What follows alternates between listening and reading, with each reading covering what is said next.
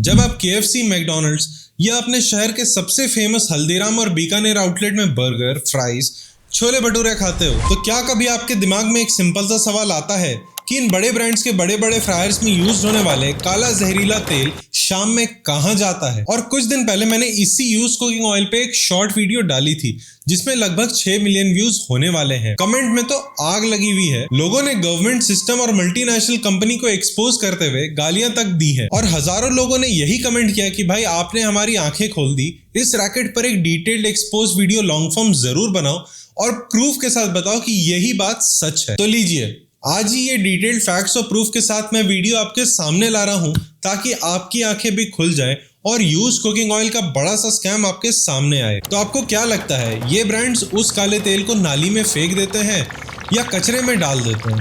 भाई ऐसा कुछ नहीं होता, मैं असलियत बताता हूँ।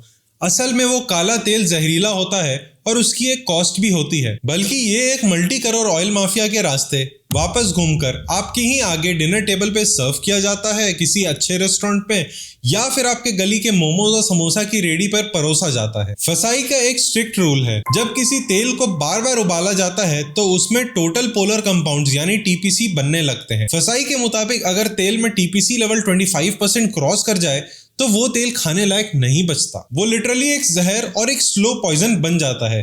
अब भाई बड़े ब्रांड्स को तो रूल फॉलो करना ही पड़ेगा, वो क्या ही कर सकते हैं। तो सवाल ये उठता है कि क्या ये बड़े ब्रांड्स वो रूल फॉलो करेंगे? भाई देखो, आधे तो करते हैं पर लूप होल जरूर खोज लेते हैं। तुम्हारी अच्छाई और रूल्स फॉलो करने के लिए ये तेल वो नाली में नहीं डालेंगे।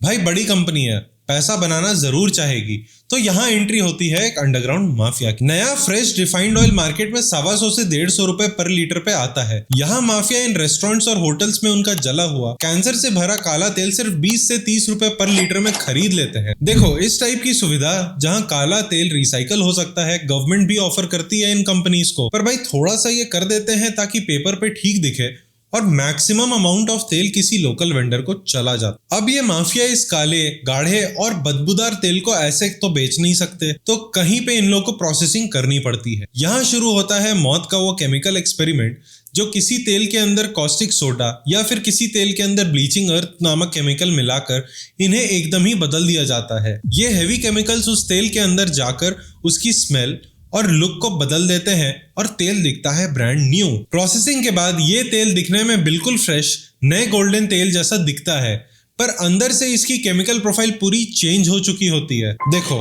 फिर इस नकली फ्रेश तेल को 60 से 70 रुपए पर लीटर के हिसाब से लोकल स्ट्रीट वेंडर्स, ढाबे वालों और यहाँ तक कि सस्ती नमकीन और चिप्स बनाने वालों की लोकल फैक्ट्रीज में भी दे दिया जाता है। देखो, स्ट्रीट वेंडर्स तो खुश हो जाते हैं क्योंकि उनको सस्ता तेल मिल गया और उनकी कॉस्टिंग बच गई, और आप खुश हो जाते हो क्योंकि आपको 20 रुपए में 4 समोसे मिल गए। पर असल में तो दोनों बहुत बड़े ट्रैप का शिकार हो चुके हैं, जो मैं आगे और डिटेल में बता रहा हूँ। आजकल जो 25 से 30 साल वाले फिट दिखने वाले लड़कों को अचानक से हार्ट अटैक आ जाता है, कभी सोचा है? वो सिर्फ ऑफिस का स्ट्रेस नहीं है, उसमें कुछ भूमिका इस यूज तेल की भी है। जब तेल बार बार उबलता है तो उसमें एक्रिलामाइड और ट्रांस फैट्स बहुत हैवी अमाउंट में रिलीज होते हैं। साइंस प्रूव कर चुकी है कि ये कंपाउंड सीधा आपके DNA को म्यूटेट करते हैं, जिससे कैंसर्स, अल्जाइमर्स और लिवर कोरोसिस जैसी बीमारियां ट्रिगर होती हैं। आप खाना नहीं खा रहे, आप इंस्टॉलमेंट्स में अपनी मौत खरीद रहे हो। अब आपके दिमाग में ये भी आएगा कि भाई जब फसाई को पता है तो सरकार कुछ करती क्यों नहीं?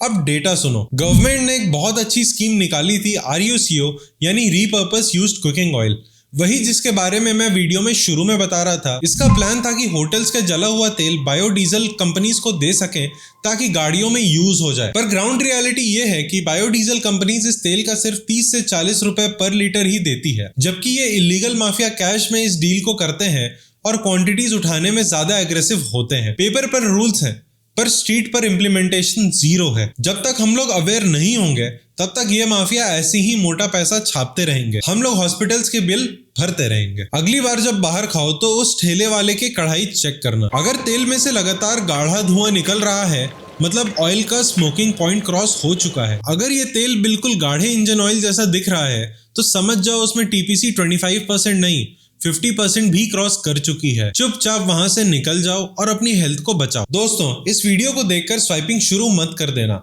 आपके माँ बाप, भाई बहन रोज इस चीज का शिकार होते हैं। इसको एक्सपोज करने के लिए अपने व्हाट्सएप के फैमिली ग्रुप में इसको शेयर करो ताकि उन्हें भी पता चले भाई बैकग्राउंड में क्या चल रही है, क्योंकि आप उन्हें इस बारे में नॉलेज देने बैठोगे तो वो तुमसे होगा नहीं और वो सुनेंगे भी नहीं। भाई ये वीडियो को तो मैं यही एंड करता हूँ। अब तुम ये बताओ कि ऐसी किसी डार्क टॉपिक या फिर इंडस्ट्री का स्कैम का फुल प्रूफ चाहिए? अगर हाँ तो नीचे कमेंट्स में बताओ। मैं मिलता हूँ आपको अगली वीडियो में, और तुम सब्सक्राइब करना और डेफिनेटली एक पेड़ भी लगाना।